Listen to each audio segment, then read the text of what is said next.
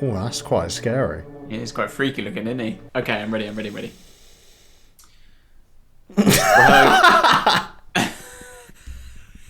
what's this? What's this now? I'm sorry. Oh, just the glob go gab galad.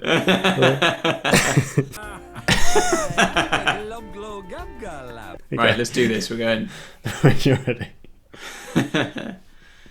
Well, hello and welcome back to the Shallow Proclamation. My name is Paul. And I'm Thomas. And we are watching the Dalek Master Plan. We've just watched episode 4. We're coming on to episode 5 now. We finally back to some moving pictures for the first time in 3 episodes. Enjoying the story so far. Let us know what you think about the story down below in the comments and give us a like and subscribe. Do share this channel with other Doctor Who fans if you think they'd enjoy it. And yeah, without further ado, I mean, we just crack on because I'm just excited to see moving pictures again, to be honest. Yeah. Oh, of course. I was wondering in that last episode why there was footage at the end. I hadn't really realised, of course, it's probably just taken from this episode. Aim for the head. That is so dark, isn't it? What's that box strapped to her belt? I think she had stuff. Didn't Brett have one? I can't remember what they kept in there. Is it a box of celebrations? Yeah, yes. This is that conversation we had before. Yeah. Cabbage roses. That's a really cool effect. The sound design as well.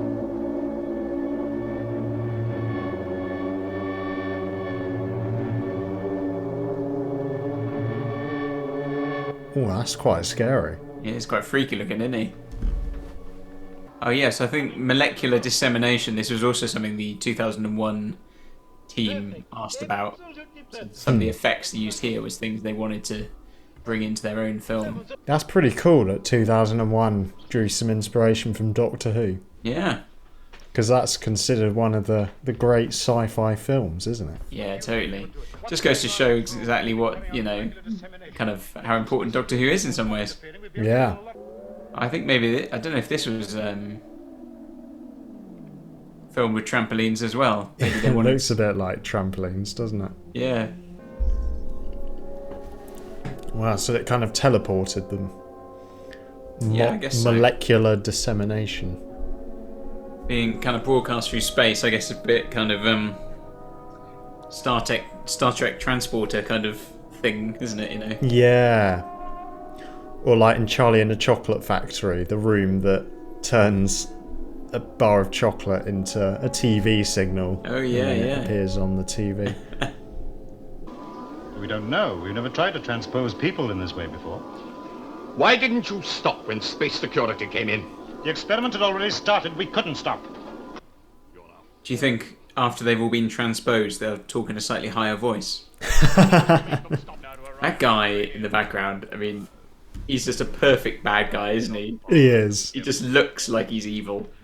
Imagine if he played the Doctor.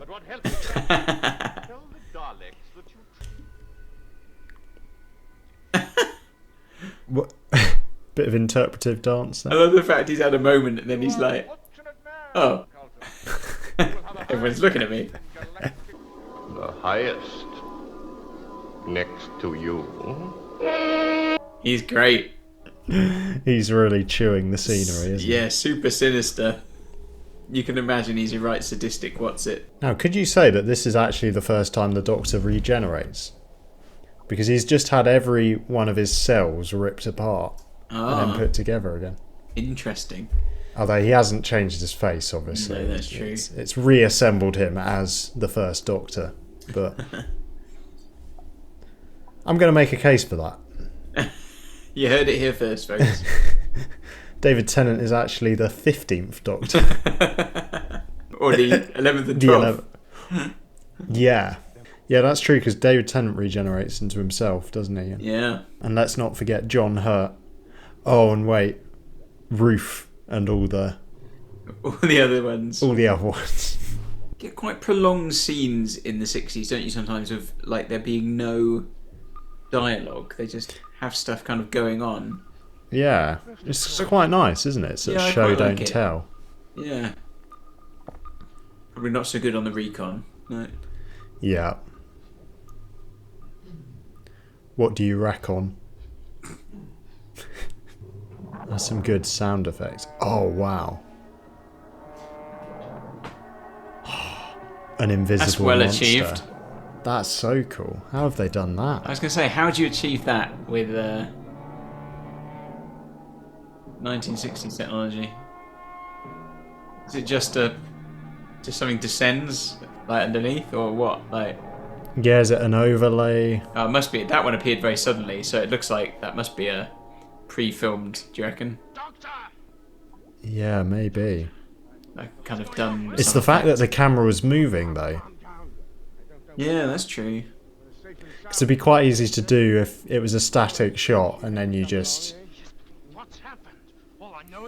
stop the camera, make it, start the camera again. But pull yourself together, madam. I want to ask you a few questions. Pull yourself together, madam. First aid. Reminds me a little bit of the Invisible Creatures, the Voyage of the Dawn Treader. Definitely having an invisible monster gives you a bit of a saving on your budget, doesn't it? Yeah, yeah, it's true. Hang on. Brett Fine was my brother.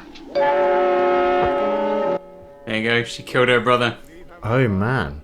There's a slight irony, isn't there, that one of the episodes, you know, one of the very few episodes that exists from this story contains monsters that you can't actually see. If it is. Oh, this That guy's guy's just voice a joy is- to watch, He's isn't amazing. he? Both of those guys are just great, aren't they? I know. That's a good shot over the kind of Dalek shoulder.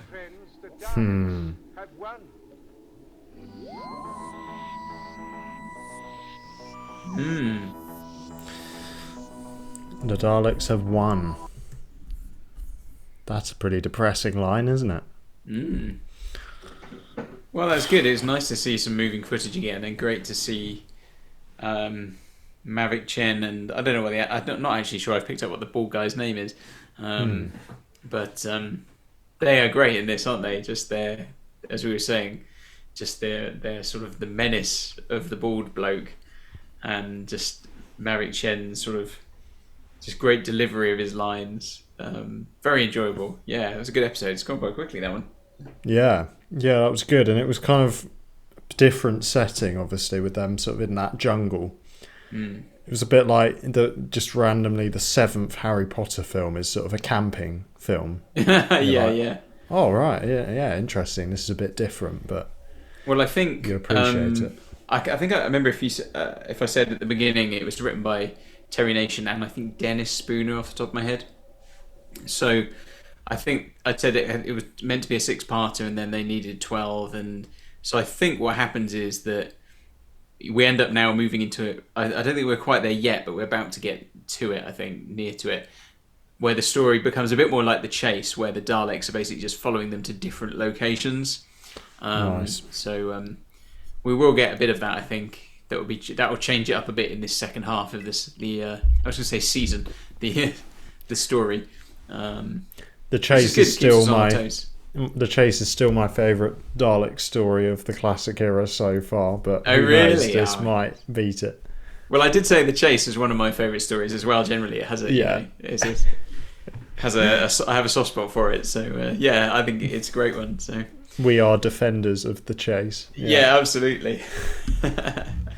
Oh, well, thanks for watching, everyone. Join us for the next part. When we've done the next one, we'll be halfway through. Yeah.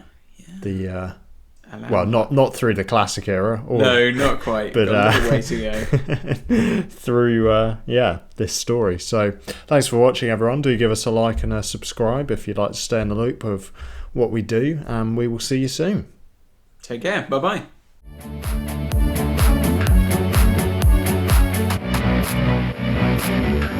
Don't wanna hold back.